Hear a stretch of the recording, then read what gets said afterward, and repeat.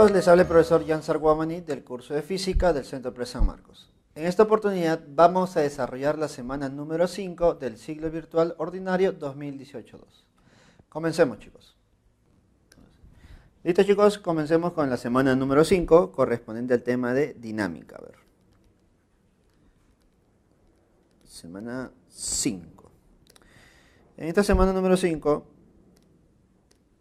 recordemos los temas que vamos a ver. Dentro de dinámica, lo que tú debes aprender primero es el concepto. ¿Listo? ¿Cuál es el concepto fundamental de dinámica? Recuerda que la dinámica, al igual que la cinemática, estudian el movimiento de un cuerpo, ¿no? Pero recuerda que dentro de cinemática tú estudiabas un poco la geometría del movimiento, ¿no? Estudiamos la trayectoria, la velocidad que tiene el cuerpo, la aceleración, el tiempo que demora en recorrer una cierta distancia. Pero en todo ese análisis no nos importaba las causas que generaban ese movimiento. ¿Listo? Entonces, esa es la gran diferencia con la dinámica. En la dinámica tú estudias las causas que generan el movimiento. ¿Listo? Es decir, estudias el movimiento a partir de las causas. Y recordemos que una causa principal, la causa principal de todo movimiento, vienen a ser las fuerzas. ¿Listo? Así que básicamente en esta semana de dinámica vamos a estudiar las fuerzas que generan movimiento. ¿Listo? Esa es la dinámica. El estudio del movimiento a partir de sus causas. ¿Listo? Entonces, como yo voy a estudiar las fuerzas que generan el movimiento, debemos recordar que un cuerpo puede estar sometido a muchas fuerzas. Recordemos que si yo tengo un cuerpo cualquiera de masa m, este cuerpo puede estar sometido a muchas fuerzas. Por ejemplo, puede estar sometido a una fuerza F1, puede estar sometido a una fuerza F2, tal vez a una fuerza F3, y así sucesivamente puede estar sometido a n fuerzas. ¿Listo? Cada una de estas fuerzas genera una consecuencia sobre el cuerpo, pero analizarlas por separado sería un poco tedioso. Entonces lo que vamos a hacer nosotros es, en vez de graficar o analizar todas las fuerzas por separado, voy a analizar solamente una fuerza que represente a todas las demás. ¿Listo? Y esa fuerza que representa a todas las demás fuerzas se llama fuerza resultante. Y tú debes recordar que la fuerza resultante es la sumatoria de todas las fuerzas. ¿Listo? Entonces yo voy a hacer eso. Voy a analizar la fuerza resultante que hay sobre un cuerpo. ¿Listo? Entonces, al analizar la fuerza resultante, lo único que me quedaría es analizar una sola fuerza sobre el cuerpo. La dirección de esa fuerza resultante puede ser cualquiera, ¿no? Y eso es en base a las demás fuerzas.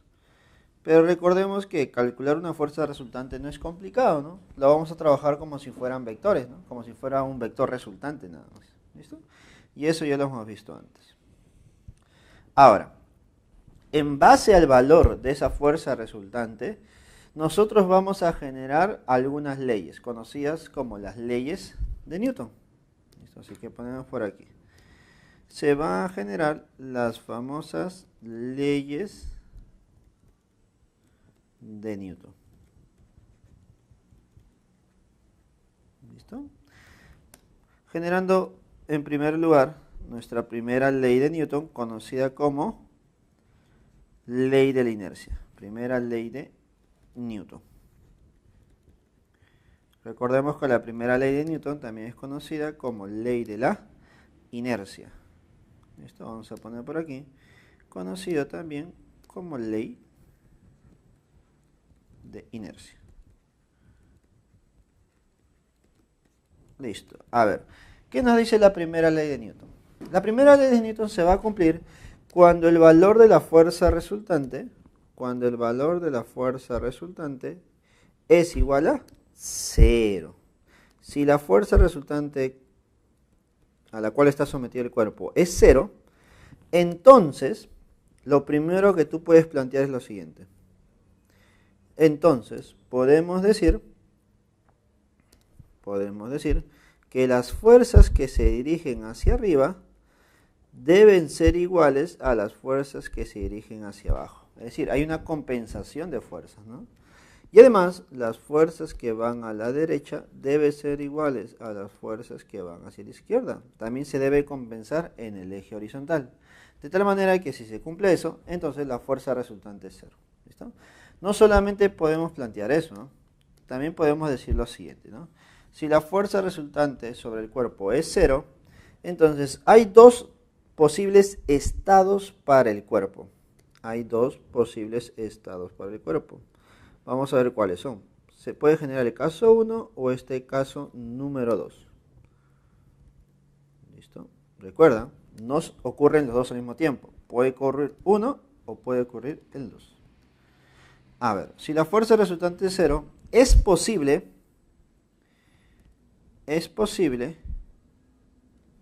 es muy pero muy posible que el cuerpo no se mueva. Es posible que el cuerpo se mantenga en reposo. ¿Qué significa que el cuerpo se mantenga en reposo? Que su velocidad, ¿cuánto debe ser? Debe ser 0. Esa es una posibilidad. La otra posibilidad, si es que el cuerpo está sometido a una fuerza resultante igual a 0, sería el siguiente: que el cuerpo se mueva. ¿Listo? El cuerpo se mueva. Es decir, que hay movimiento. ¿Listo? Pero el movimiento es rectilíneo y uniforme. Es decir, hay un movimiento rectilíneo y uniforme. Eso significa que la velocidad de movimiento, ¿cómo es? Es constante. Entonces, esas son las dos posibilidades. ¿Yo puedo asegurar alguna de ellas? No. Eso va a depender de la información del problema, ¿no? Pero lo que tú debes aplicar siempre es lo siguiente. Si te dice que el cuerpo está en reposo, entonces tú ya puedes aplicar lo de arriba, ¿no? Que es la fuerza resultante igual a 0. Si te dicen que el cuerpo se mueve con velocidad constante, entonces también puedo decir que la fuerza resultante es 0. Pero si el problema te dice que la fuerza resultante es 0, entonces yo no puedo asegurar que el cuerpo está en reposo o no puedo asegurar si el cuerpo se mueve con MRU. Va a depender de otros datos del problema. ¿Listo, chicos? Entonces tengan cuidado ahí con las preguntas de verdadero o falso, ¿no? Entonces, de eso se trata la primera ley de Newton. ¿Listo? Si el cuerpo tiene una fuerza resultante igual a 0, entonces tengo dos posibles estados para el cuerpo. ¿Listo? Ahora, ¿por qué también se conoce como ley de la inercia?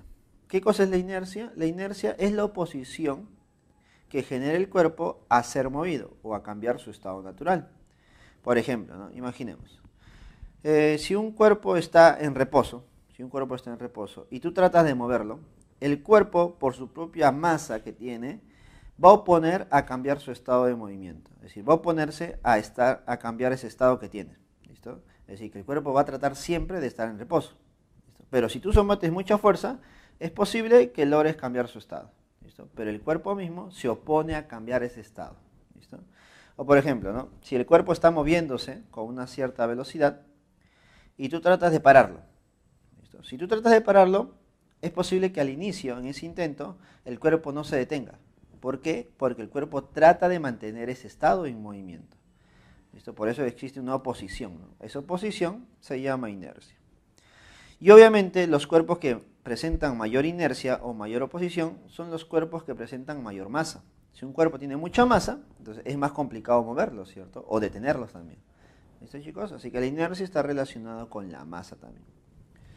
Segunda ley. Vamos a poner por aquí. La segunda ley es la más conocida, creo yo. Segunda ley. Segunda ley de Newton.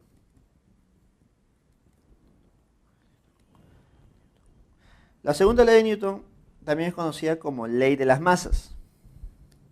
O ley de masas, si quieres llamarlo. Ley de masas. ¿Listo? A ver.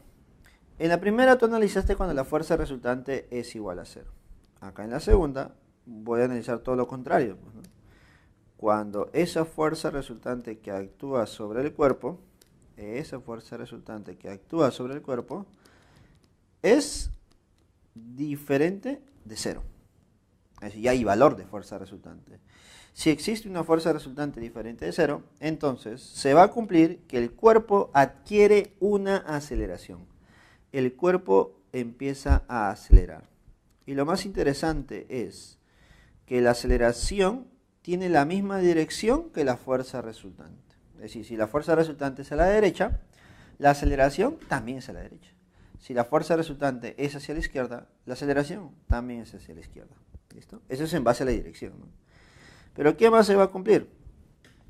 se va a cumplir que la fuerza resultante es igual al producto de la masa del cuerpo por el valor de la aceleración. ¿Listo? Se va a cumplir esa relación entre la fuerza y la aceleración. El valor de la fuerza resultante es igual a la masa multiplicado por el valor de la aceleración. ¿Listo? Y ahí muchas veces se genera el inconveniente, ¿no?, de identificar cuál es la dirección de la aceleración o cuánto es la aceleración en un problema. Y eso es lo que nosotros vamos a tratar de explicar ya en los problemas, ¿no? ¿Cuál es el procedimiento para poder plantear esta ecuación? ¿Listo, chicos? Vamos, continuemos. Tercera ley de Newton. La tercera ley de Newton también es conocido como la ley de acción y reacción. ¿Listo? Imagino que muchas veces habrás escuchado, ¿no? A toda acción existe una reacción, ¿no? Ya, hay una consecuencia. Y también se cumple a este nivel de la física. ¿Listo? A ver, pero más relacionado con las fuerzas. Pues. Mira, observa. Tenemos por aquí una superficie donde existe una personita, una persona que golpea o patea una roca. ¿Listo? Imaginemos aquí está la roca. ¿Listo? Esta persona golpea la roca. ¿Listo? La persona golpea la roca. Entonces existe un impacto entre esa roca y el pie. ¿Listo? Entonces, ¿qué está ocurriendo aquí? Vamos a analizar ese impacto entre la persona y la roca. En este caso, el pie y la roca, ¿no? Notamos que cuando la persona golpea la roca, lo que está ocurriendo es que la persona, a través de su pie, está aplicando una fuerza sobre la roca. ¿Listo? Existe una fuerza sobre la roca. Y debido a la tercera ley de Newton, podemos afirmar que la roca genera una reacción, ¿listo?, una respuesta ante eso. La respuesta viene a ser otra fuerza. Y esa fuerza que se genera a partir de la roca, lo genera hacia el pie. ¿Listo? Es decir, que la roca responde, ¿no? Responde, genera una reacción en base a la fuerza que ha sido aplicada sobre ella misma, ¿no? ¿Listo? Así que vamos a hacer una pequeña separación, un poquito virtual, imaginaria, entre la roca y el pie. Entonces tenemos por aquí el pie y por aquí la roca. ¿Listo? Entonces, nosotros podemos decir lo siguiente. La persona ha aplicado una fuerza sobre la roca. Vamos a ponerle a ese una fuerza 1. ¿Listo? Pero debido a la tercera ley de Newton, la roca genera una fuerza en contra. ¿Listo? Responde con otra fuerza. Vamos a ponerle una fuerza 2. Esta es la fuerza generada por la roca. ¿Listo? Entonces, notamos que en ese punto de contacto se generan dos fuerzas, fuerza 1 y fuerza 2. La fuerza 1 es generada por el pie, a la cual vamos a llamar fuerza de acción. Y la fuerza 2 es generada por la roca sobre el pie, la cual vamos a llamar fuerza de reacción. Entonces notamos que existen dos fuerzas, una fuerza de acción y una fuerza de reacción. La fuerza de acción es a la derecha y la fuerza de reacción es hacia la izquierda. Entonces es lo principal que debes acordarte. Toda fuerza de acción y reacción tienen dirección opuesta. Uno es a la derecha y otro es a la izquierda. Uno es hacia arriba, el otro es hacia abajo. Pero lo que se va a cumplir es que el valor de la fuerza de acción, que es la fuerza 1, debe ser igual al valor de la fuerza 2. ¿Listo? Ten cuidado, ¿eh? Estoy diciendo valores, magnitudes, no estoy diciendo fuerzas en sí. Yo no puedo decir que la fuerza de acción es igual a la fuerza de reacción. Es un grave error. ¿Listo? Sus magnitudes sí son iguales. ¿Listo? Magnitud. La magnitud para ambos sí son iguales. ¿Listo? Pero como fuerzas son diferentes, ¿no? Porque sus direcciones son opuestas. Uno es a la derecha y otro es a la izquierda. Y eso es lo que nosotros debemos hacer en los problemas. Debemos identificar en cada punto de contacto las dos fuerzas. Una fuerza de acción y una fuerza de reacción. Obviamente no voy a analizar ambas al mismo tiempo, ¿no? Porque recuerda que lo que se trata en dinámica es analizar solamente un cuerpo. ¿Listo? Que puede ser el cuerpo como la roca o el cuerpo como el pie, ¿no? ¿Listo, chicos? Entonces ya tenemos las tres leyes de Newton y en base a esas tres leyes de Newton debo analizar los posibles movimientos que se pueden generar sobre el cuerpo. ¿De qué manera? Lo primero que debo hacer en todo problema es hacer un diagrama de cuerpo libre. ¿Y qué cosa es un diagrama de cuerpo libre? Recordemos que es el diagrama donde se grafican las fuerzas sobre el cuerpo. Y eso es lo que tú debes aprender, a graficar fuerzas sobre un cuerpo cualquiera. Entonces, chicos, en esta parte vamos a analizar, vamos a hacer el diagrama de cuerpo libre. Diagrama de cuerpo libre. Recuerda que el diagrama de cuerpo libre simplemente es un gráfico donde vas a graficar, vas a poder señalar las fuerzas que existen sobre un cuerpo. Listo, comencemos con un ejemplo sencillo, ¿no? Imaginemos que nosotros tenemos por aquí un cuerpo de masa M. Entonces, si aparece un solo cuerpo de masa M, entonces la primera fuerza que tú debes graficar se llama fuerza de la gravedad. Y recuerda que la fuerza de gravedad nace del centro del cuerpo dirigida hacia abajo, ¿no? Hacia el centro de la Tierra. ¿Listo? Entonces, esta es nuestra fuerza de gravedad. ¿Cómo se calcula la fuerza de gravedad? Multiplicando la masa que tiene el cuerpo por la gravedad. ¿Listo? A esta fuerza de gravedad también se le conoce como peso. ¿Listo? Eso es el peso del cuerpo, ¿no? Fuerza de gravedad. ¿Listo? Hasta ahí solamente tiene uno, ¿no? Y nada más. Pero, ¿qué pasaría? Ahora este cuerpo lo coloco dentro de una superficie inclinada. Dentro de una superficie. Profesor, si lo colocamos dentro de una superficie, encima de una superficie, entonces podemos decir que la superficie con el cuerpo están en contacto. Entonces, debido al contacto, ¿qué fuerzas nosotros vamos a encontrar? Bueno, si analizo solamente el cuerpo blanco, el bloque, entonces yo puedo decir que sobre el bloque existe una fuerza de reacción normal, conocida simplemente como la normal. Entonces hay una fuerza de contacto llamada fuerza de reacción normal. ¿Y por qué se dice fuerza de reacción normal? Porque es normal a la trayectoria o a la superficie, es decir, es perpendicular. Entonces, profesor, ¿también debo graficar debido al contacto una fuerza de reacción normal? Sí. Recuerda que siempre forma 90 grados y es una fuerza que hinca o presiona el cuerpo. ¿Listo, chicos? Hasta ahí algo sencillo, ¿no? Dos fuerzas hemos analizado.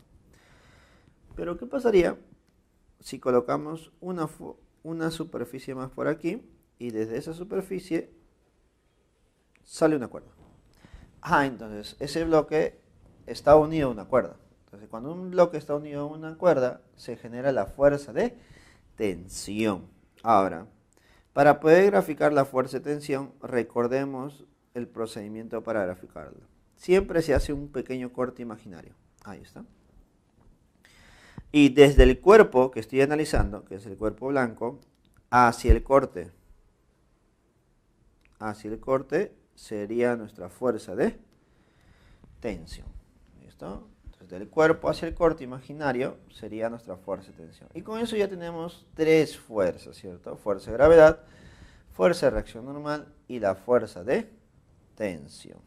¿Listo, chicos? Ahora, a estas tres fuerzas debo agregarle dos más, que viene a ser la fuerza de fricción y la fuerza elástica también. ¿Listo? Le vamos a agregar la fuerza de fricción y la fuerza elástica. Pero antes de hacer eso, te voy a dejar por aquí una pequeña observación. ¿Listo? Una pequeña nota. Si tú has graficado las fuerzas sobre el cuerpo, lo que tú debes tratar de hacer es que las fuerzas que tienes graficadas deben estar en dos direcciones específicas. Las fuerzas deben ser paralelas a la superficie o perpendiculares a la superficie. Del gráfico que hemos visto hace un momento, la tensión es una fuerza paralela a la superficie. La normal es una fuerza perpendicular a la superficie. Pero el peso, que es la fuerza de gravedad, no es ni paralela ni perpendicular. Por lo tanto, ¿qué debería hacer yo en un problema normal? Bueno, si estamos en un problema de una superficie inclinada, lo que tú deberías hacer es descomponer esa fuerza en dos ejes, ¿no? uno en eje paralelo y el otro en eje perpendicular. ¿Listo? ¿Cómo es eso, profesor? Mira, observa. Imaginemos que el ángulo por aquí es un ángulo teta y la fuerza de gravedad es un mg. ¿Listo? Masa por la gravedad. Entonces, el procedimiento para descomponer esa fuerza es el siguiente. Tú vas a tener una componente perpendicular de esta manera, saliente, y una componente tangencial, ¿listo? O paralela al movimiento, ¿listo? Ahí están tus dos componentes. Para descomponer cada uno de ellos, el ángulo lo debo trasladar. Si acá está un ángulo teta, por aquí, mira, se traslada ese ángulo teta. Y de esa manera ya puedo calcular cada uno de ellos. Esta componente perpendicular debería ser mg coseno de teta. Y la otra componente sería mg seno de teta. Y con eso, el problema se acabó. Trabajo con las componentes mg coseno y mg seno, ¿no? Notarás que mg seno es una componente paralela y mg coseno es una componente perpendicular. Y ahí comienza tu análisis, ¿no? Analizando las fuerzas que están en la paralela o que están en la perpendicular. ¿Listo, chicos? Eso es lo que debemos hacer para el diagrama de cuerpo libre. Y como te había mencionado, debemos ver dos fuerzas más. Vamos a poner por aquí. Fuerza de fricción. La fuerza de fricción también es conocida como fuerza de rozamiento. ¿Listo? Recordemos por definición que la fuerza de rozamiento se va a generar siempre que exista un posible movimiento sobre una superficie rugosa. ¿Listo? Siempre se genera cuando existe un posible movimiento o movimiento sobre una superficie rugosa. Por ejemplo, a ver. Imaginemos que tenemos por aquí una superficie. Esta superficie es áspera, rugosa. Por lo tanto, es posible que se genere fricción. ¿Listo? Imaginemos. Acá está. Acá hay un bloque, una caja, y va a haber una persona que va a tratar de mover esa caja. ¿Listo?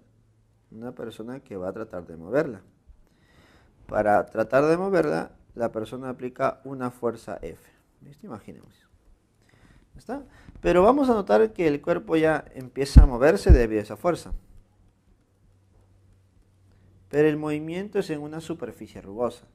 Debido a que el cuerpo se está moviendo dentro de una superficie rugosa, vamos a notar que ese movimiento no es libre, no es un movimiento libremente. Entonces, vamos a notar que sobre el cuerpo existe otra fuerza que impide ese libre movimiento. A esa fuerza la conocemos como fuerza de fricción. Y es lo que tú siempre debes recordar. Si tú quieres graficar una fuerza de fricción, siempre lo debes graficar en contra del movimiento que se ha generado. Si el cuerpo se mueve a la derecha, la fricción es a la izquierda. Si el cuerpo se mueve hacia la izquierda, la fricción es a la derecha. ¿Listo? Ahora, existen dos tipos de fuerza de fricción. La fricción estática y la fricción cinética.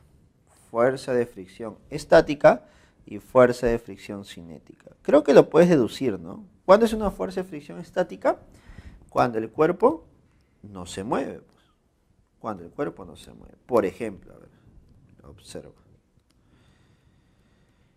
Imaginemos que acá tenemos un cuerpo sobre una superficie áspera y sobre el cuerpo se aplica una fuerza F igual a 10 newton. ¿Está? Y al aplicar esa fuerza de 10 newton, voy a notar que yo no puedo mover al cuerpo. Es decir, el cuerpo no se mueve. Entonces, su velocidad, ¿cuánto será? Será 0.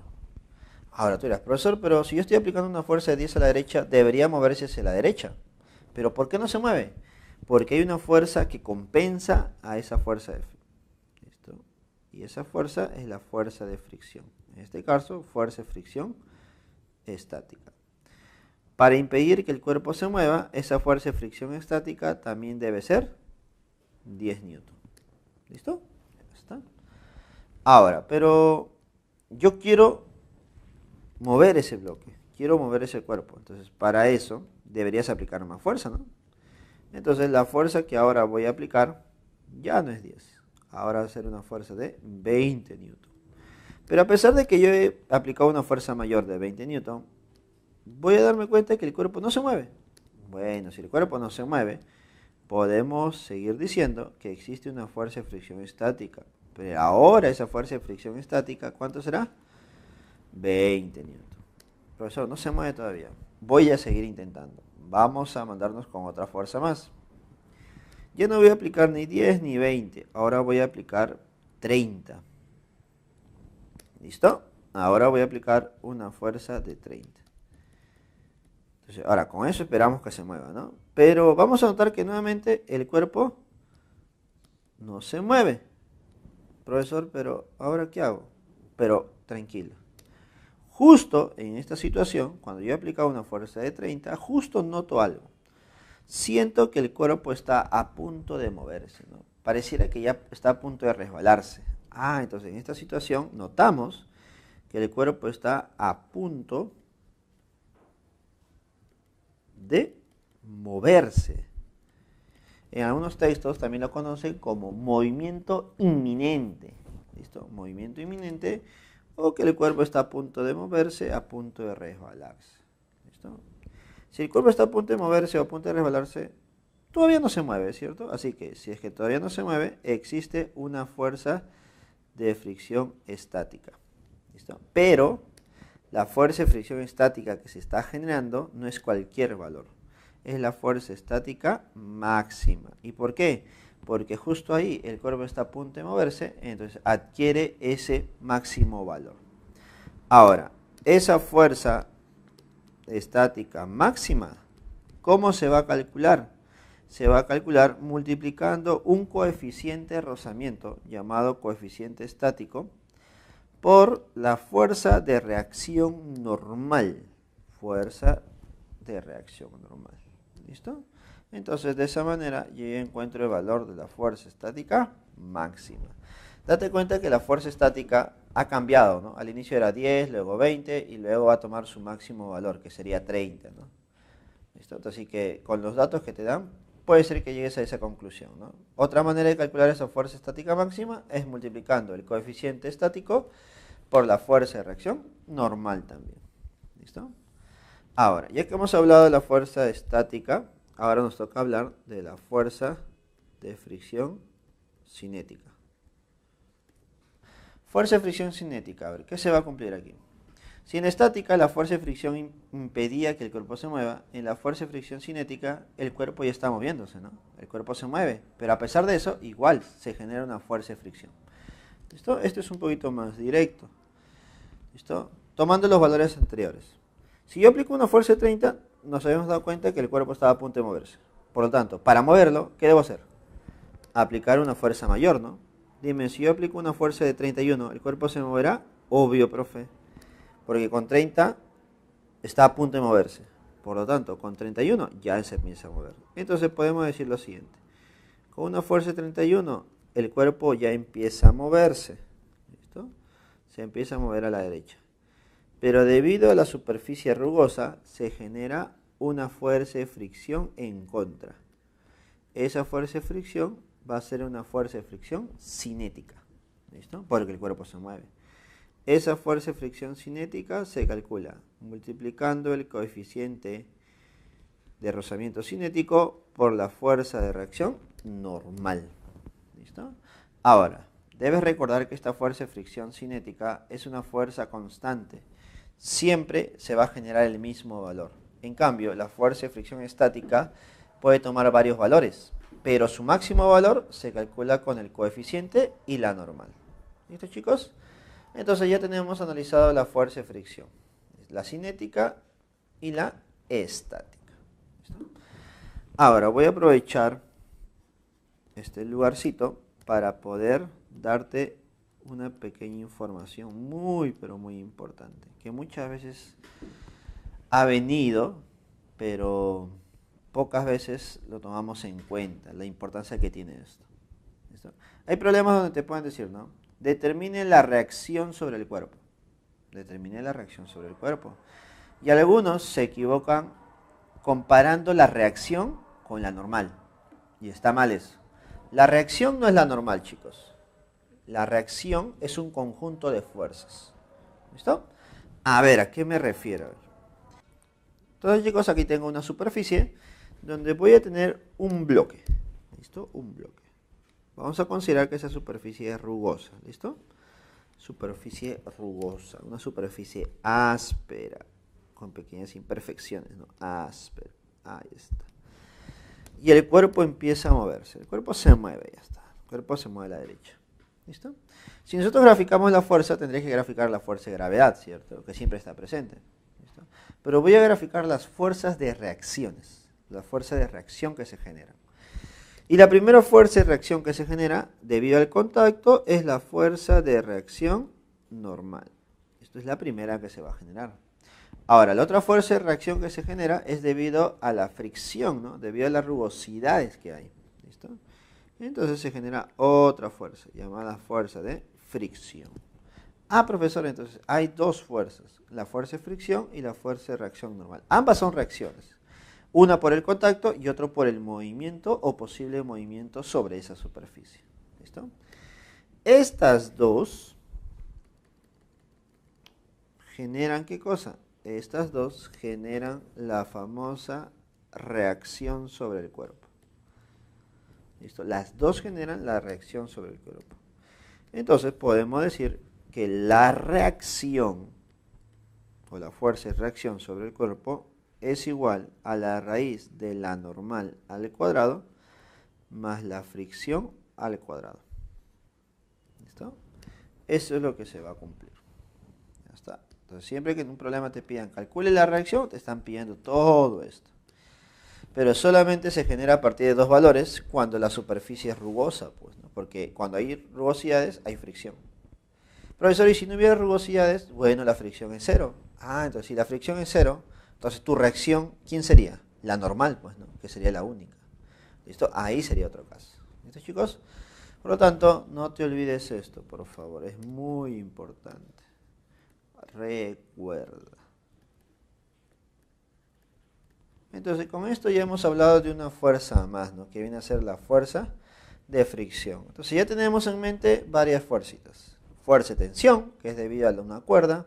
Fuerza de gravedad, que es debido a la masa, conocido como peso. La fuerza de reacción normal, que es debido al contacto entre un cuerpo y otro. La fuerza de fricción, debido al posible o movimiento de un cuerpo sobre una superficie rugosa o áspera. Entonces ya tenemos 4. Nos faltaría una fuerza más para completar las 5 fuerzas fundamentales. ¿Listo? ¿Cuál sería la quinta fuerza? Recuerda, la quinta fuerza sería la fuerza de elástica, ¿no? La fuerza elástica. Entonces ponemos por aquí. Fuerza elástica. Profesor, ¿cuándo se genera la fuerza elástica? Bueno, la fuerza elástica se va a generar cuando nosotros deformamos un cuerpo elástico. ¿Y a qué podemos llamarle cuerpo elástico? Mira, por ejemplo, un globo, ¿no? Es un cuerpo elástico. La llanta, la pelota es un cuerpo elástico. La piel es un cuerpo elástico. Una liga es un cuerpo elástico. Entonces podemos llenarnos de cuerpos elásticos para poder analizar. Pero nosotros vamos a analizar un cuerpo elástico en particular, pues, ¿no? No puedo analizar todo porque es un poquito complicado. Entonces vamos a analizar solamente los cuerpos elásticos que tienen forma de resorte. Porque los resortes también son cuerpos elásticos, ¿no? Así que voy a analizar a un resorte. Tenemos por aquí, por favor, observa. Tenemos una pared y de esa pared tenemos un resorte. Al inicio ese resorte no está deformado, es decir, no he tratado de estirarlo ni de comprimirlo. ¿Listo? Tiene su longitud natural, ¿listo? Sin deformación. Ahora, para poder diferenciar de un resorte con otro, tú debes saber el valor de la constante de rigidez, constante K de rigidez. Es lo que diferencia de un resorte con otro, su constante de rigidez. Ahora, ¿qué voy a hacer con este resorte? Lo voy a estirar. ¿Listo? Agarro el resorte de un extremo y lo estiro. Cuando tú lo estiras, lo que estás haciendo es aplicar una fuerza en un extremo, una fuerza F, vamos a decir, y le estamos estirando a la derecha. ¿Listo? Entonces, ha habido una deformación, ¿no? Notarás tú que se ha generado una pequeña deformación. Bueno, una gran deformación para ser exactos aquí, ¿no? Una gran deformación. ¿Está? Vamos a ponerle que esa deformación es una deformación X. ¿Ya está? Ahora, recuerda que esa deformación puede ser a la derecha o puede ser a la izquierda, ¿no? Puede ser por estiramiento o puede ser por compresión, ¿no? Cuando tú comprimes el resorte. Sea indiferente cuál de las dos sea, lo importante es saber cuánto es la deformación, cuánto es ese valor de X. Porque si tú conoces el valor de X, ya podemos calcular el valor de la fuerza elástica que se genera. ¿Y por qué, profesor? Porque habíamos dicho que la fuerza elástica se genera a partir de una deformación. Es decir, si existe deformación, hay fuerza elástica. Y esta fuerza elástica es igual al producto de una constante K, que es la constante de rigidez, por la deformación X. Entonces, de esa manera ya estás encontrando el valor, mira, solamente el valor de la fuerza elástica. Profesor, pero la fuerza es una cantidad vectorial, así que ¿tiene dirección, sí o no? Claro, tiene dirección. La dirección, mira, ¿cómo la vamos a graficar? Simplemente debes hacerte una pregunta. ¿Hacia dónde se está deformando el resorte? A ver, ¿hacia dónde se deforma el resorte? Noto que el resorte se está deformando a la derecha. Por lo tanto, la fuerza elástica que tú vas a graficar es en dirección contraria. Es decir, hacia la izquierda. Ah, entonces, profesor, eso es sencillo entonces. Yo fácilmente puedo analizar en un problema cómo se está deformando el resorte. Entonces, dirección contraria a esa deformación, ¿graficaría la fuerza elástica? Claro que sí, ¿no? Entonces, ya tenemos determinado el valor de la fuerza elástica y la dirección de la fuerza elástica. Recordemos que a la fuerza elástica también se le conoce como fuerza recuperadora. ¿Listo? ¿Y por qué se le conoce como fuerza recuperadora? Porque en base a esa fuerza, que es la fuerza elástica, el resorte o el cuerpo elástico trata de regresar a su longitud o forma original. ¿Listo? Por eso hablamos de una fuerza recuperadora. Ahora, este concepto es muy importante porque lo vamos a ver más adelante todavía, ¿no? Cuando profundicemos un poquito acerca de los movimientos con resortes. Pero por ahora, recordemos que la fuerza elástica es una fuerza recuperadora porque trata que el cuerpo recupere su estado natural, ¿no? Su estado original. ¿Listo, chicos? Entonces, con esta fuerza elástica ya tenemos prácticamente todas las fuerzas. Ya sabemos graficar fuerza de gravedad, fuerza de reacción normal, fuerza de tensión, fuerza de fricción y fuerza elástica también. ¿Listo? Para poder terminar la teoría de esta semana, lo que vamos a hacer es, vamos a aplicar las leyes de Newton a un movimiento en particular. Vamos a aplicar las leyes de Newton al movimiento circular, generando así otro tema más, llamado dinámica circular. ¿Ya está? Muchos se han complicado con este tema de dinámica circular, ¿no? Es un poco tedioso, ¿no? Analizar no solamente dinámica, sino también una trayectoria circular y es tedioso, ¿no? Así que vamos a tratar de hacerlo sencillo, ¿no? Y fácil. ¿Listo? A ver, recordando un poquito. Si yo tengo una trayectoria circular, recordemos que en una trayectoria circular existe un radio, ¿no? Un radio R. ¿Ya está? Y si una partícula está en esa trayectoria circular, recordemos que está sometido a una velocidad tangencial y una velocidad angular. Si recordamos un poquito más, recordemos que un cuerpo está sometido a varias aceleraciones también, ¿no? Que era la aceleración tangencial y la aceleración centrípeta. Con esas aceleraciones yo debo trabajar. Entonces, un cuerpo está sometido a una aceleración tangencial y a una aceleración centrípeta, ¿no? Una aceleración que se dirige hacia el centro. ¿Listo? Y entre estas dos se forma un ángulo de 90 grados. ¿Listo? Recordando lo que hemos visto la semana pasada. Ahora, si yo aplico la segunda ley de Newton en base a estas aceleraciones, debemos recordar lo siguiente, ¿no? ¿Qué nos dice la segunda ley de Newton? El cuerpo, cuando está sometido a una fuerza resultante diferente de cero, adquiere una aceleración en la misma dirección. Ah, entonces, profesor, para que el cuerpo tenga aceleración, debe haber una fuerza resultante. ¿Listo? Y esa fuerza resultante tiene la misma dirección que la aceleración. Entonces, nos hacemos la misma pregunta, ¿no? Dime, si este cuerpito tiene una aceleración tangencial, entonces, para que se genere esa aceleración tangencial en la misma dirección, debe haber ¿qué cosa? Debe haber una fuerza, ¿sí o no? Debe haber una fuerza. Y justo esa es la fuerza que tú debes analizar. Y es la famosa fuerza, vamos a poner aquí, es la famosa fuerza tangencial. ¿Listo? Ah, profesor, entonces, si hay una aceleración tangencial, también hay una fuerza tangencial. Y lo mismo con la aceleración centrípeta, ¿no? Si hay aceleración centrípeta, entonces, ¿qué cosa puede haber? ¿O qué cosa hay? Disculpa. Hay una fuerza centrípeta también. Hay una fuerza centrípeta. ¿Ya está? Entonces, decimos lo siguiente. En base a esta fuerza tangencial y esta aceleración centrípeta, se cumple lo siguiente, ¿no? Según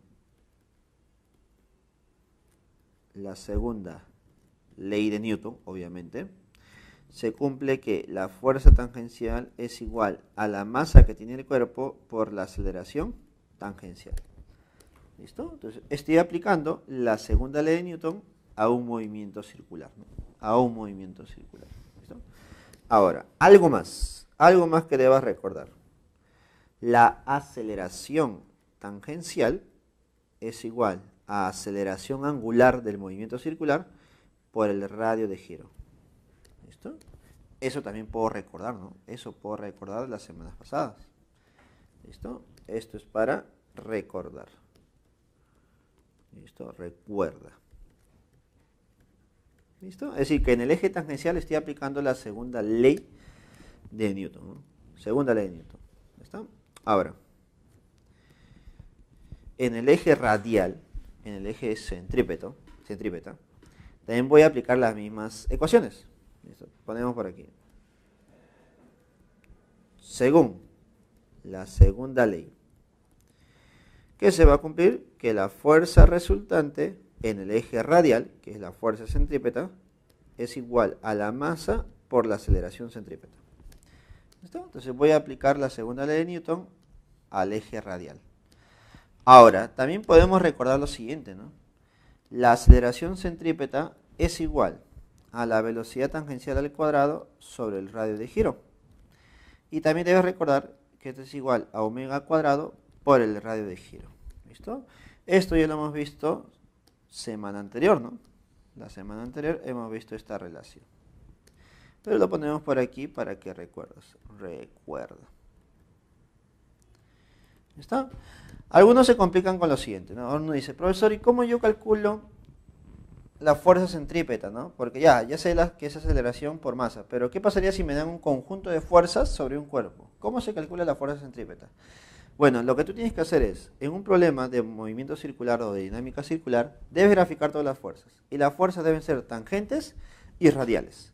Pero existen fuerzas que son radiales, que ingresan hacia el centro, y hay fuerzas que salen. Entonces, en base a eso, yo puedo decir lo siguiente. La fuerza centrípeta es igual a todas las fuerzas, a toda la sumatoria de fuerzas que van hacia ¿dónde? Que van hacia el centro. Obviamente el centro de la circunferencia, ¿no? Y le debo restar todas las fuerzas. Voy a restarle todas las fuerzas que salen. ¿Que salen de dónde? Que salen del centro. ¿Listo? Entonces, de esa manera, tú ya puedes tranquilamente identificar a nuestra fuerza centrípeta, que viene a ser una fuerza resultante en el eje radial. Y con eso ya lo comparas o lo relacionas con la aceleración centrípeta, o usualmente, ¿no? En vez de analizarlo con la aceleración centrípeta, lo analizamos con la velocidad tangencial, ¿no? Con la velocidad tangencial. O la velocidad angular en el peor de los casos. ¿Listo, chicos? Entonces, Esto es lo que nosotros debemos hacer en esta semana. Identificar cuál es la fuerza centrípeta y aplicar la ley de Newton. Y en otros casos, identificar las fuerzas que hay sobre un cuerpo y aplicar las leyes de Newton, ya sea la primera, segunda o la tercera. Listo, chicos. Bueno, chicos, ya hemos visto la teoría de esta semana número 5, correspondiente al tema de dinámica. Ahora vamos a comenzar a resolver los problemas de esta semana. Listo, chicos, comencemos con los problemas de esta semana. Semana número 5, problema número 1. Dice lo siguiente. Por la segunda ley de Newton, cuando un cuerpo o sistema es sometido a una fuerza resultante, éste adquiere una aceleración. En este contexto, la figura muestra dos bloques unidos mediante una cuerda de peso despreciable, tensa e inextensible, que son desplazados mediante una fuerza horizontal de magnitud de 2 newtons, ¿no? Ahí la gráfica me lo dice. Determine la magnitud de la tensión en la cuerda que une al bloque 1 y al bloque 2. Considere que las superficies son lisas. Bueno, importante, ¿no? Si las superficies son lisas, no existe fricción. Considere que la gravedad vale 10, la masa de 1 vale 4 kilogramos, la masa de 2 vale 6 kilogramos. ¿Listo? A ver, ¿cómo debo comenzar este problema? Siempre que existan fuerzas sobre un cuerpo, debes graficarlas. ¿Listo? No solamente la que te dan de datos, sino todas en general, ¿no? Es decir, que debo hacer un diagrama de cuerpo libre. Voy a hacer un diagrama de cuerpo libre para el cuerpo 1 y un diagrama de cuerpo libre para el cuerpo 2. ¿Listo? Entonces, sobre el cuerpo 1 y cuerpo 2 debo graficar las fuerzas. Primera fuerza, recordemos que es la más importante, la fuerza de gravedad. Si la masa del cuerpo 1 vale 4, su fuerza de gravedad vale 40 newton. Ahora, sobre el cuerpo 2 también existe la fuerza de gravedad, ¿no? Si la masa es 6, la fuerza de gravedad es 60. ¿Listo? Hasta ahí solamente he graficado la fuerza de gravedad. Luego, notamos que el cuerpo 1 está en contacto con la superficie y el cuerpo 2 también está en contacto con la superficie. Debido a ese contacto se genera la fuerza de reacción normal. Voy a ponerle normal 1. Y sobre el cuerpo 2 habrá otra normal. Vamos a ponerle normal 2. ¿Listo? Ahora, sobre el cuerpo 1 está en contacto una cuerda. ¿Está? Recordemos que para analizar la fuerza de tensión se hace un corte imaginario. ¿Está? Y si analizamos el cuerpo 1, la fuerza de tensión sería del cuerpo 1 hacia el corte. Sería una fuerza de tensión a la derecha, ¿cierto? Una fuerza de tensión a la derecha. Vamos a ponerle una fuerza de tensión T. Y si analizo el cuerpo 2, sería una fuerza de tensión hacia la izquierda.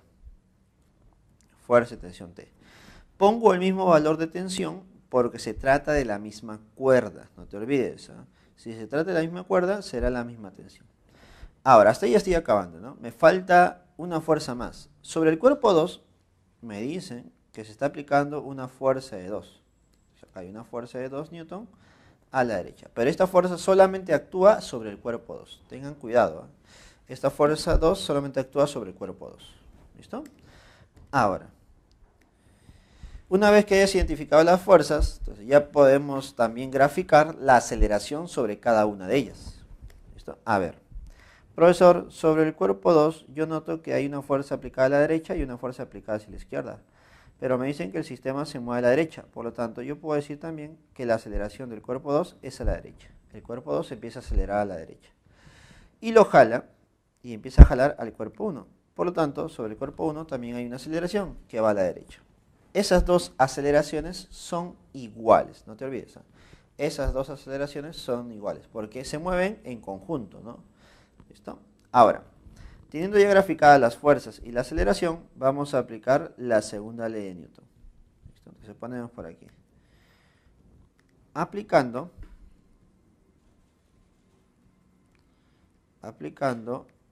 la segunda ley. Profesor, la segunda ley, ¿cuál era? La segunda ley era fuerza resultante es igual a masa por la aceleración. Pero vamos a aplicar esta segunda ley de Newton para los dos cuerpos, para el cuerpo A y para el cuerpo B. A ver, profe, para A y para B. A ver, ¿cómo sería para A? Ah, disculpa, no sería A ni B, ¿no? Sería 1 y 2. A ver, para el cuerpo 1 y para el cuerpo 2. Sobre el cuerpo 1 notamos que el movimiento está en el eje horizontal. Entonces, en el eje horizontal hay fuerzas que van a la derecha, ¿no? O a favor de la aceleración, que es la forma formal de hacerlo. Fuerzas que van a favor de la aceleración, la tensión. Fuerzas que van en contra, menos fuerzas que van en contra, ninguno. Vamos a ponerle 0. Esto es igual a la masa del cuerpo 1. Masa del cuerpo 1 vale 4. Multiplicado por la aceleración. ¿Qué viene a ser A? ¿Listo? Date cuenta cómo he desarrollado esta ecuación. He graficado, o mejor dicho, he puesto las fuerzas que van a favor de la aceleración y le he restado las fuerzas que van en contra. Y eso es igual a la masa que tiene el cuerpo por su aceleración. Ahora, hacemos lo mismo sobre el cuerpo 2. Sobre el cuerpo 2, ¿cuáles son las fuerzas que van a favor de la aceleración? Bueno, la fuerza que va a favor de la aceleración es 2 newton, ¿no? Que es la fuerza F. Y le resto las fuerzas que van en contra. ¿Quién va en contra? La tensión. ¿Listo? Y esto es igual a la masa del cuerpo 2, que sería 6 multiplicado por la aceleración. Nos damos cuenta que esto viene a ser un sistema de ecuaciones. Y usualmente, casi siempre, el sistema de ecuaciones que sale en dinámica se resuelve sumando. Si yo sumo ambas ecuaciones, ya obtendría mi respuesta.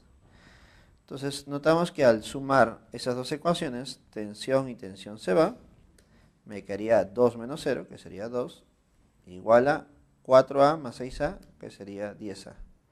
Entonces, podemos decir que la aceleración vale 0,2 metros por segundo al cuadrado. Ahora, tú dirás, profesor, esa no es mi respuesta, ¿no? No me están pidiendo la aceleración. Pero si tú conoces la aceleración, ¿ya puedes conocer la tensión? Claro, ¿no? Simplemente me queda reemplazar en una de las ecuaciones que ya tengo. Así que reemplazando las ecuaciones anteriores, tendríamos lo siguiente. Entonces, T es igual a 4 veces aceleración. Entonces, la tensión sería 4 por 0,2. Entonces, mi respuesta sería 0,8 newton. 0,8 newton sería el valor de la tensión que une a esos dos bloques. Y la clave sería la clave C, casita. Continuando, chicos, pregunta número 2. Dice lo siguiente. Suponga que un astronauta de 80 kilogramos es enviado en una nave espacial para realizar una expedición a un planeta donde la gravedad es 4,4 metros por segundo al cuadrado. Si al momento de aterrizar en la superficie del planeta, la nave desacelera a razón de 5,6 metros por segundo al cuadrado, determine la magnitud de la fuerza normal entre el astronauta y la nave durante el aterrizaje. Basta. A ver, entonces acá tenemos la nave y el astronauta, ¿no? Y justo cuando está llegando a la superficie de ese planeta, está desacelerando. ¿Listo? ¿Qué significa desacelerar? Significa que la aceleración está en contra del movimiento. Como va a estar aterrizando, el movimiento es hacia abajo. Entonces la aceleración debe ser en contra. ¿Hacia dónde lo graficaríamos? Hacia arriba, ¿no? Entonces la aceleración es hacia arriba. ¿Ya está? ¿Qué más? A ver. Me piden la reacción normal entre el astronauta y la nave. Así que grafiquemos o hagamos el diagrama del cuerpo libre sobre el astronauta. A ver, sobre el astronauta yo tendría una fuerza. Primera fuerza, la fuerza de gravedad. ¿Listo? Que sería masa por la gravedad. Pero ten cuidado, ¿eh? La gravedad que yo voy a considerar es la gravedad en la superficie de ese planeta.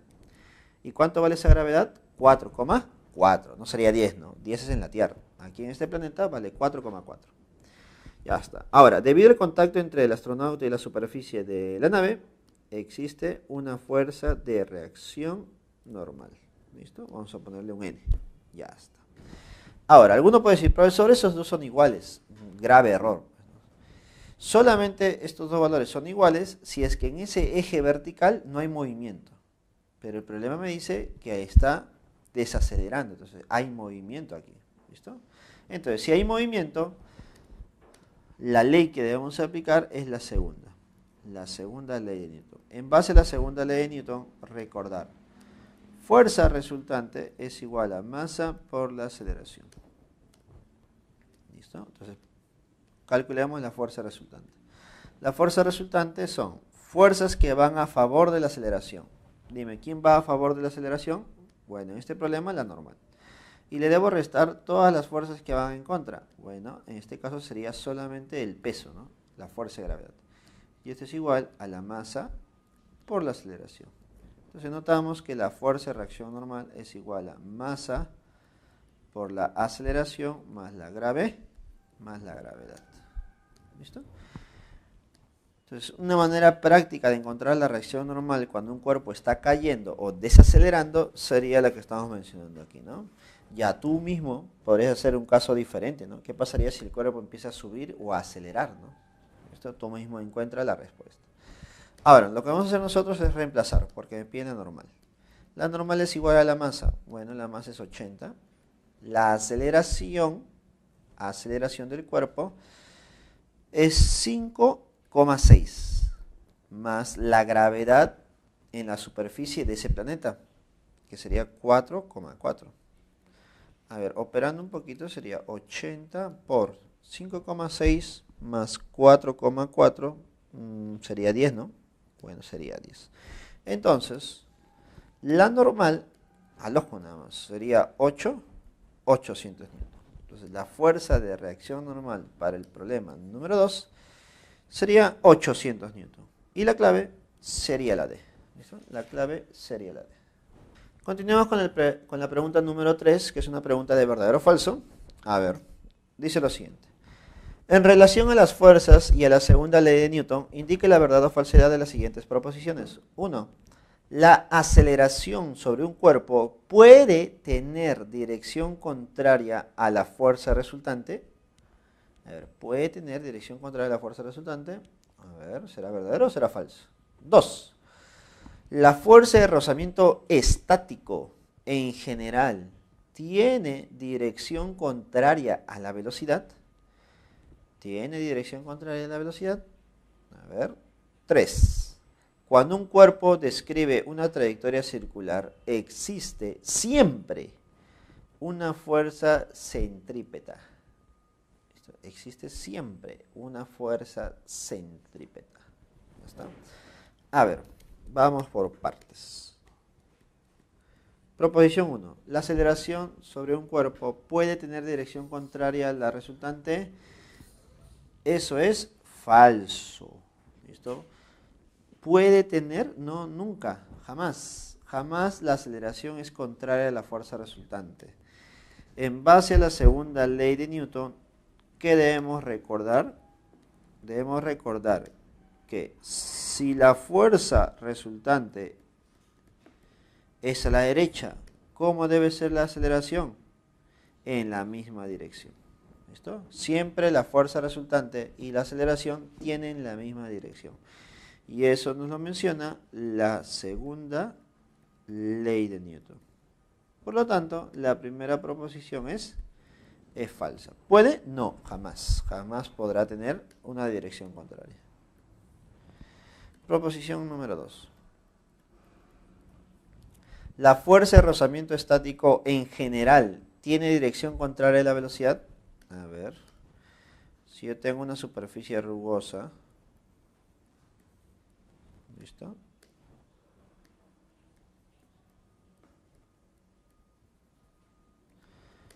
¿Listo? Y yo trato de mover el cuerpo con una fuerza F, ¿está? Aparece una fuerza de fricción. Recuerda que la fuerza de fricción siempre está en contra del posible movimiento o del movimiento.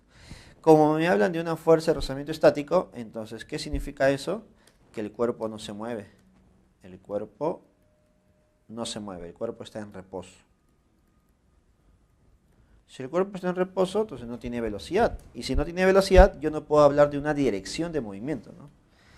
Por lo tanto, la fuerza de rozamiento estático en general tiene dirección contraria a la velocidad. No puedo decir que es verdadero eso. ¿Por qué? Porque no tiene velocidad, así que no puedo compararlo.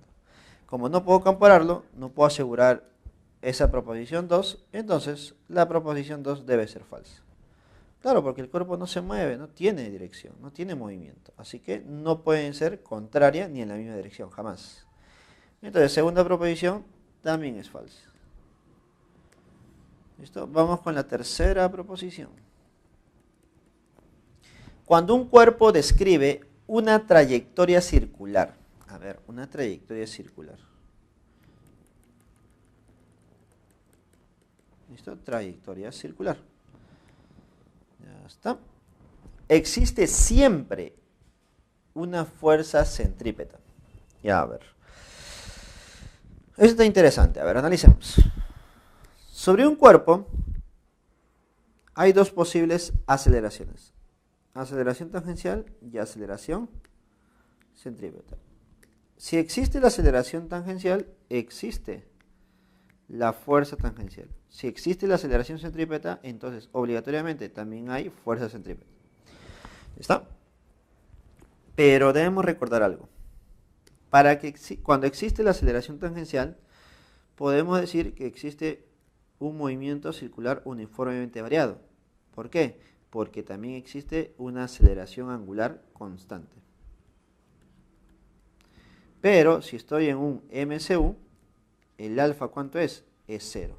Por lo tanto, tu aceleración tangencial, ¿cuánto será? También será 0. ¿Listo? Entonces, entendamos eso, ¿ya? Es decir, que la aceleración tangencial puede ser que exista o puede ser que no. ¿Por qué? Eso va a depender del tipo de movimiento. Si es un movimiento circular uniforme, no existe. Y si es un movimiento circular uniformemente variado, sí existe aceleración tangencial. Ahora, en cambio, la aceleración centrípeta, tú recuerdas que se calcula como un omega al cuadrado por r. Por lo tanto, eso me hace pensar algo, ¿no? Para que exista aceleración centrípeta, debe haber ¿qué cosa? Velocidad angular. ¿Y cuándo se genera una velocidad angular? Cuando existe movimiento circular. Ah, profesor, entonces, para que exista aceleración centrípeta debe haber un movimiento circular. Y siempre que exista movimiento circular va a haber aceleración centrípeta. Y si hay aceleración centrípeta, aparece la fuerza centrípeta, obligatoriamente. Entonces, la proposición 3 nos dice lo siguiente. Cuando un cuerpo describe una trayectoria circular, ¿existe siempre una fuerza centrípeta? Sí, obligatoriamente. Siempre que exista trayectoria circular, se genera una fuerza dirigida hacia el centro, ¿no? Y justo esa fuerza es la encargada de mantener esa trayectoria circular. ¿Listo? Por lo tanto, la tercera proposición sería verdadera. ¿Y la clave? La clave sería la B, ¿no? Falso, falso, verdadero. Listo, chicos. Listo, chicos. Pregunta número 4 dice lo siguiente. Se impulsa un ladrillo sobre una superficie horizontal con una rapidez inicial de 2 metros por segundo, tal como se muestra en la figura. Determine la magnitud de la aceleración del ladrillo y la distancia recorrida hasta detenerse. Determine la aceleración y la distancia recorrida hasta detenerse. A ver. Notamos que el problema nos dice, o la gráfica nos está mencionando, que la superficie tiene un coeficiente de rozamiento cinético, ¿no? Que vale 0,3. Entonces, eso significa que el cuerpo va a empezar a reducir su velocidad, va a empezar a desacelerar debido a una fuerza de fricción. ¿Ya está? Así que grafiquemos las fuerzas sobre el cuerpo. Primera fuerza, la fuerza dirigida hacia abajo, que sería el peso, mg. Y debido al contacto con la superficie, está la fuerza de reacción normal. Debido a la fricción, debido a la rugosidad de la superficie, existe la fuerza de fricción. En este caso es una fuerza de fricción cinética, y esto es igual a mu cinético por la normal. ¿Ya está? Hasta ahí todo bien. Ahora, pregunta. De estas fuerzas, lo que yo debo calcular es la aceleración primero, ¿no? Ya está. Entonces, para calcular la aceleración, debo aplicar la segunda ley de Newton.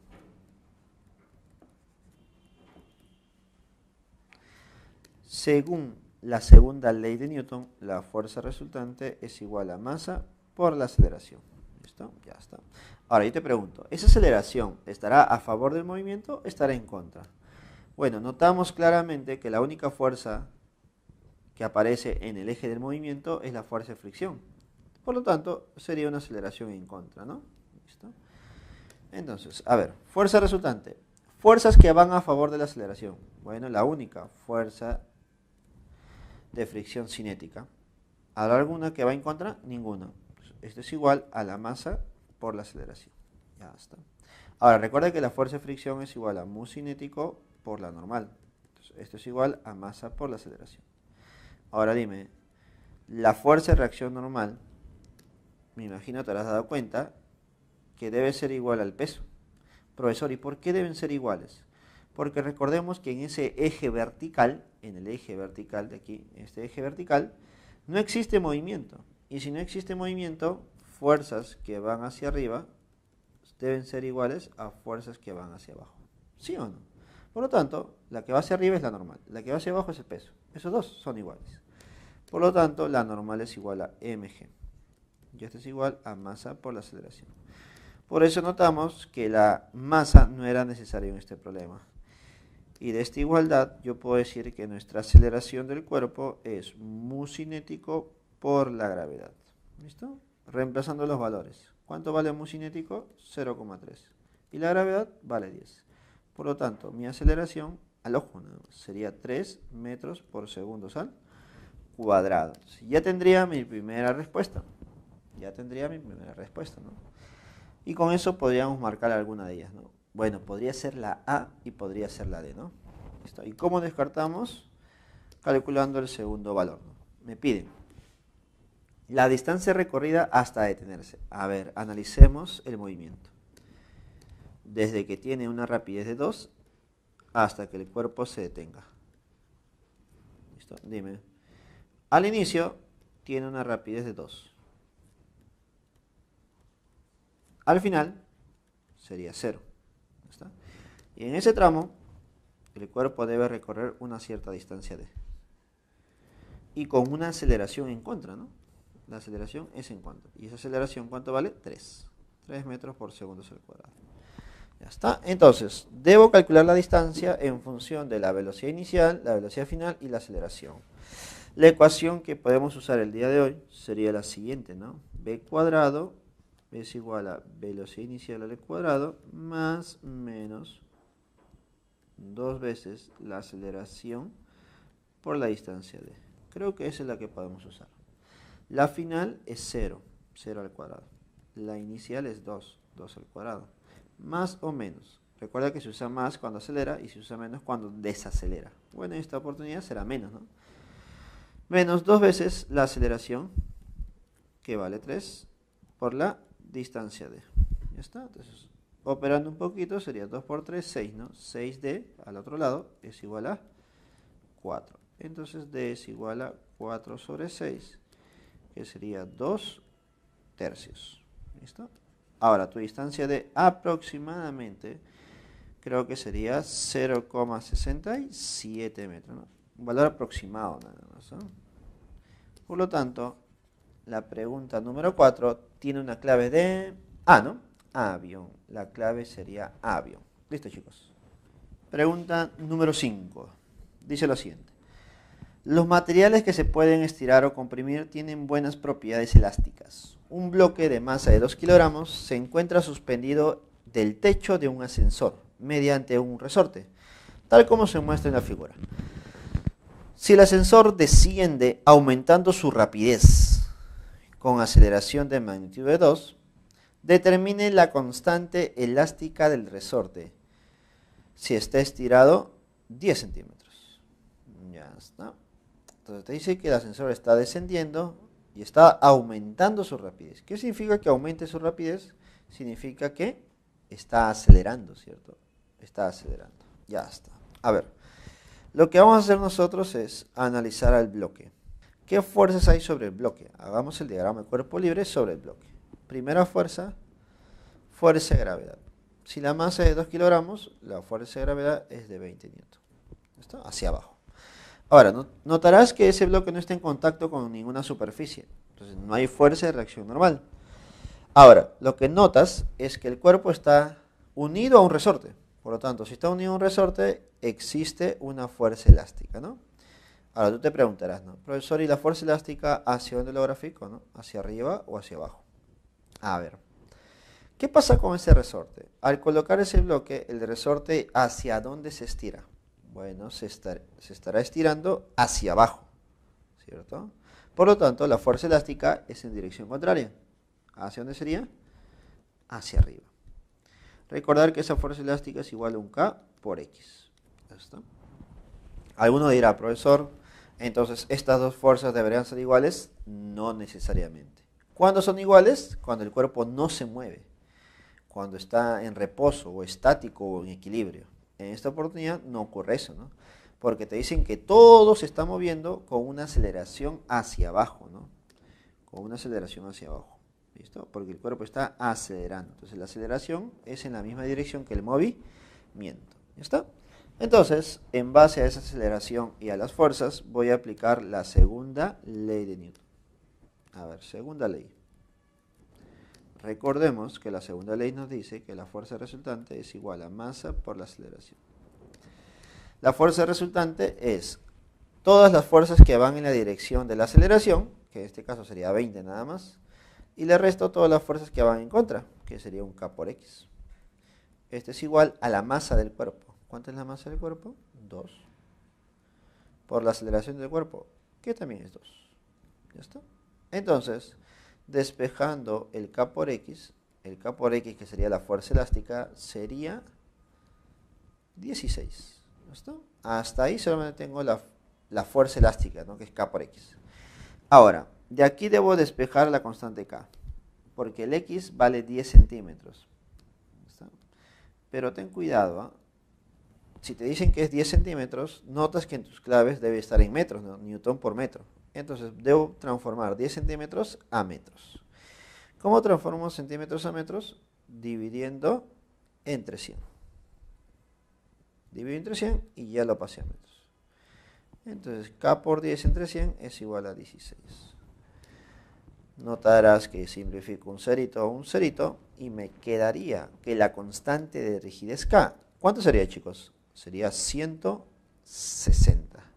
¿En qué unidades? Muy importante, ¿eh? Newton por unidad de metros. Por lo tanto, pregunta número 5. ¿Cuál sería tu clave? 160 newton sobre metros. La clave es la B. Pregunta 5, clave barquito. Pregunta número 6, chicos. Dice lo siguiente. En el sistema mostrado en la figura, el bloque se libera cuando el resorte no ha sufrido deformación. Determine la magnitud de la aceleración del bloque cuando el resorte se ha estirado 10 centímetros. Considere que la masa del bloque es de 2 kilogramos, la constante de rigidez es de 100 newtons sobre metros y la gravedad es de 10. Y en la gráfica te mencionan que en la polea, esa polea que ves ahí, no hay fricción, ¿no? El mu es igual a 0. ¿Está? Entonces están pidiendo la aceleración con la cual el bloque se empieza a mover, ¿no? Cuando el resorte está estirado 10 centímetros. Ya está. A ver, interesante este problema. Ya está. A ver. Entonces, notarás algo muy importante. Cuando yo suelto el bloque va a empezar a descender y de esa manera va a empezar a jalar a este resorte, ¿no? Mediante la cuerda, ¿no? Entonces, cuando empieza a estirar el resorte o a jalarlo, el resorte se estira, se deforma y genera fuerza elástica. ¿Listo? Ahí me piden analizar cuando la fuerza elástica es de 10 centímetros. Ahora, eso no significa que el bloque ya no se mueva.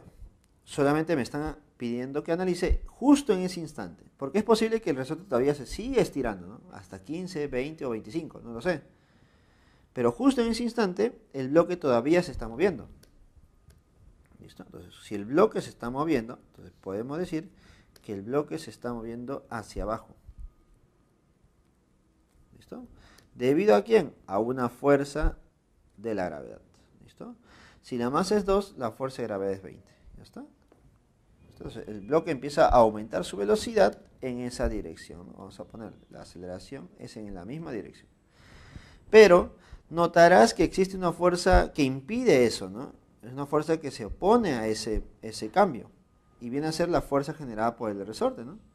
Por ese motivo, pongo por aquí una fuerza que es la fuerza en contra, que es la fuerza elástica, la cual siempre va a estar presente hasta que el cuerpo se detenga, ¿no? Hasta que el cuerpo se detenga.